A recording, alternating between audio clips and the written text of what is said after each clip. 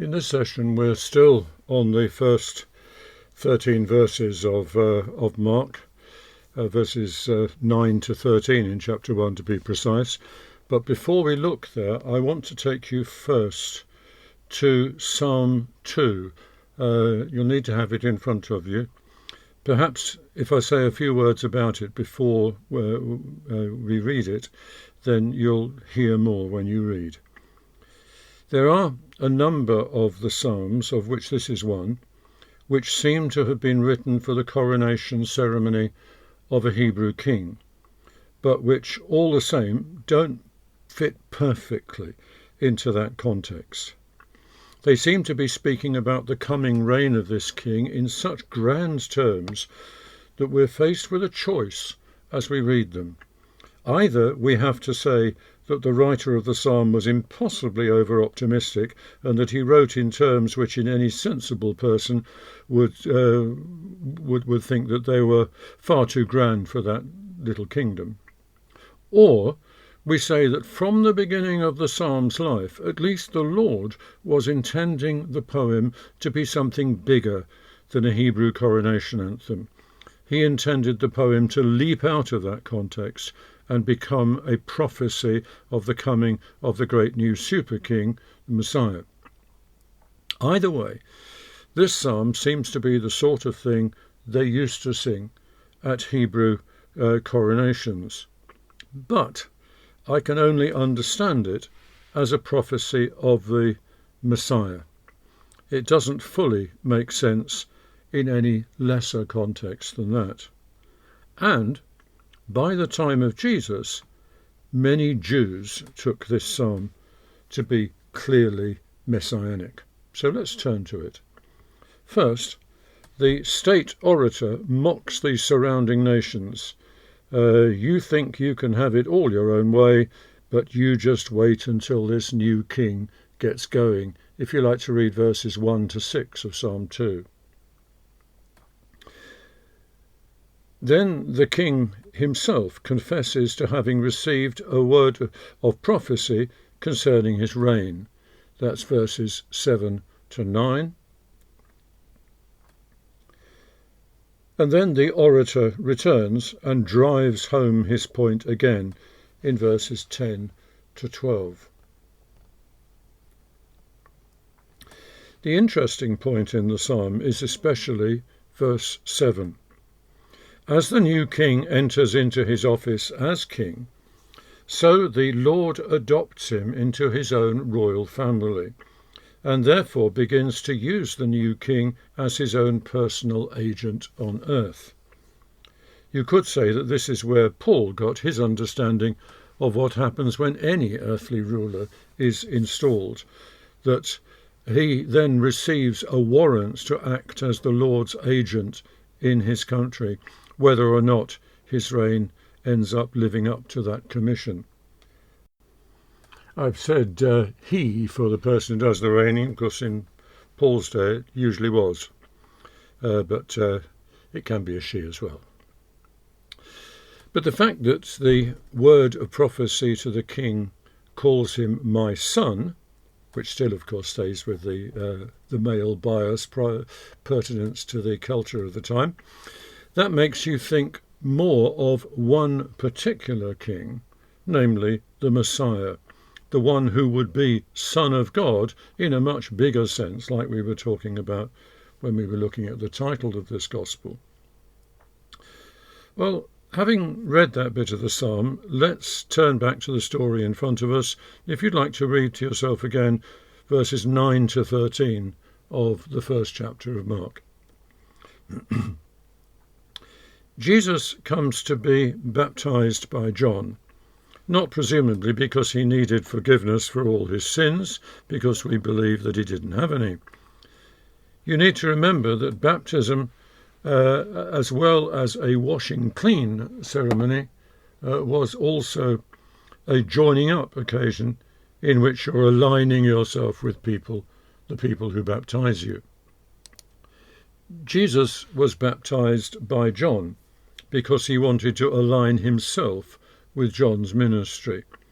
Even though he had no sins of his own to confess, he wanted to identify himself with John's ministry of turning that generation away from their past and towards the new way in which the Lord would rule over his people, the kingdom of God, as it had by that time been called. So Jesus was baptized by John. And then it says, as Jesus was coming out of the water, there was an announcement from heaven. You are my own dear Son, I am pleased with you. I should confess a technical point here that Mark makes it sound as if only Jesus heard this announcement, although Matthew and Luke make it sound as if other people heard the announcement as well. I suppose that even if Jesus had been the only one to hear it on the day, we wouldn't have known anything about it if he hadn't told the others what he'd heard. So that ended up as a message to them as well. I'm assuming in this account that the others did get to hear what God said. So the word here has echoes of several Old Testament passages, and the first strong one is obviously from Psalm 2. The voice is saying, up to this time you have been merely the heir. Today you're taking up your position as Messiah. Up to today you've been my son. Yes, you have, but it's been something of a secret between us. Hardly anyone else has known anything about it. But today I'm announcing it publicly with a whole crowd of people here who might be able to understand it. So, now we're in business. When you began reading Mark's Gospel, Mark announced to you as his readers that he was going to tell you about Jesus in such a way that you would end up believing that Jesus was the Messiah, the Son of God.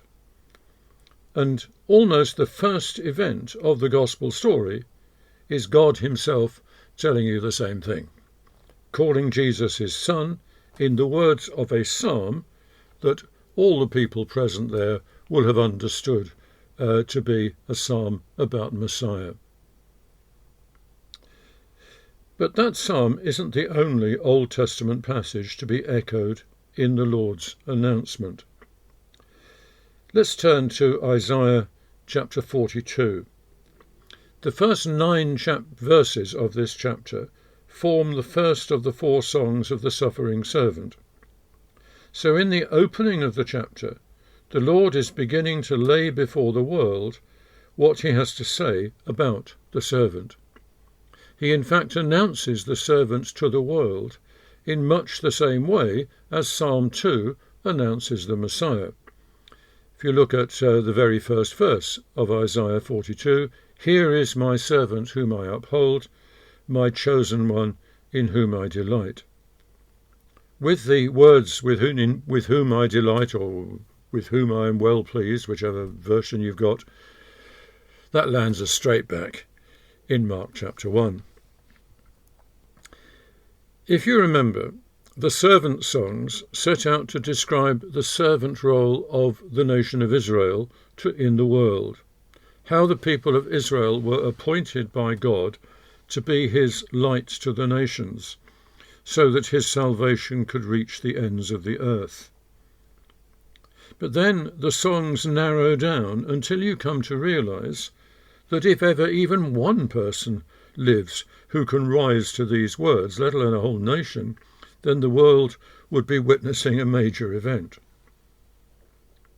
And when the word at Jesus' baptism combines a suffering servant announcement with a Messiah announcement, it then is dropping a very heavy hint, which subsequently turns out to be true, that Jesus is not only going to fulfill the Old Testament prophecies about the Messiah, but that he's going to also fulfill the ones about the suffering servant. Some people who study the teachings of Jesus say that Jesus very rarely taught anything which no one had taught before. But one thing which he introduced as an idea which was entirely original was the notion that the Messiah and the suffering servant could be one and the same person.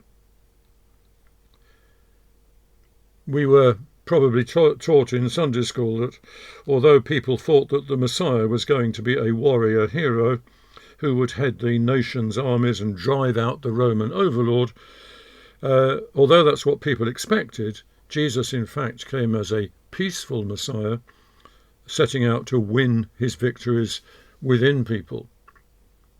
And it's this verse that gives us the first clue as to why Jesus was that different as a Messiah. It's because he was the suffering servant as well. Although he knew that it was his right to rule over the nation, and indeed over the entire human race, he knew also that it was his divine appointment to offer his services to people and then accord to them the individual right to accept or to reject what he had offered them. And that meant he could never blast his way into people's lives, riding roughshod over their own ideas and commitments. Instead, he had to present himself to them and wait then for them to change their ideas and commitments before he was of any real use to them. And that meant for him a great deal of suffering. We were probably also taught in Sunday school that Jesus went about serving people, putting aside his own interests so that he could work for their good. But it wouldn't be very much of an alteration to that idea to say that the man made himself a doormat, waiting for the world to walk over him. He was never a doormat. Even when he served others, he was the king. Even when he bowed to their wishes to kill him, the centurion recognized his godly quality. Not, of course, that it was easy for the Messiah to be the suffering servant, or for a suffering servant to be Messiah. We don't know precisely what sort of study of the Scriptures Jesus did as a young man, but I suspect that the Father had already led him to discover who he was in the sort of study that we're doing at the moment, putting together those two big themes from the Scriptures. But now, at his baptism, this word of prophecy to him put these two ideas together with authority. Whatever anyone else understood of that announcement, I'm sure that Jesus got the message, and from that point on, he knew he'd got a job on.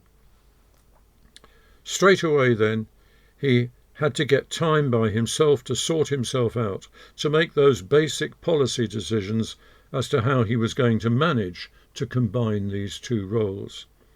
And it says at this point that he was tempted by Satan. That means that the devil put into his mind some attractive suggestions as to some of the wrong ways of achieving his goal. Mark doesn't actually record any of the details of that occasion, but Matthew and Luke agree on 3 testings.